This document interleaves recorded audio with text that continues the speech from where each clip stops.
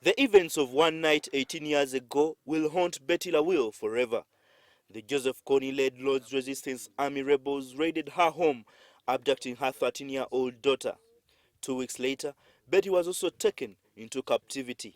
She was forced to walk long distances carrying food rations for the rebel fighters. But she was also assigned a husband.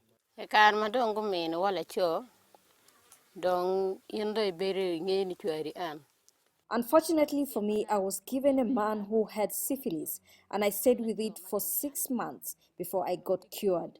I tried to resist, but he beat me up so badly and I almost died. Northern Uganda was the epicenter of a conflict which claimed thousands of lives. Lawil is among many who are lucky to be alive. Because of her physical disability, she was let go after a year in captivity. But her ordeal was far from over.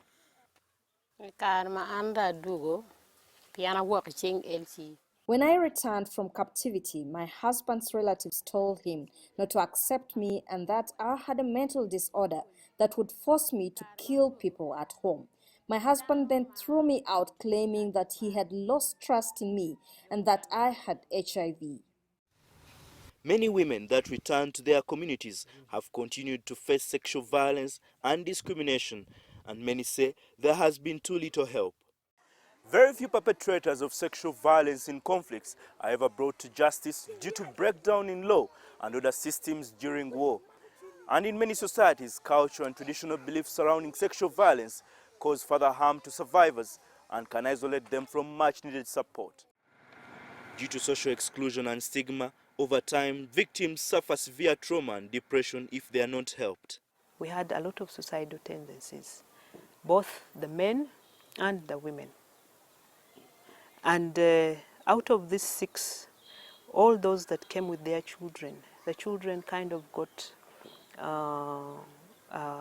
an isolation, a depression, and this kind of resulted into epilepsy.